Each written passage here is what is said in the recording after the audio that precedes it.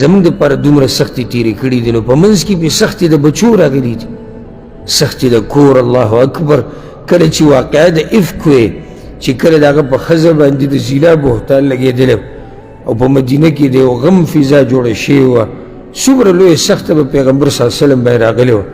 منافقانو نه د هغه مبارکه او پاکه ښځه هغه د منافقانو نه پاتې نه شوه، په هغې باندې بهتان لګولی و. لوی غم پیغمبر صلی الله علیه وسلم یو میاشت تېر کړی په دې سوچ او فکر کې.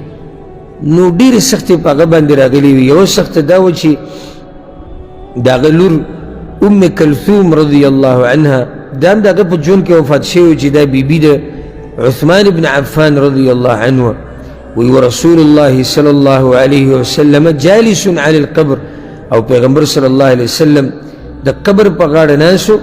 فرأیت عینیه تدمعان، او د سترګو نه اوښکې روانې وې. د لور دې ښخولو ته یې کتو او د سترګو نه اوښکې روانې وې.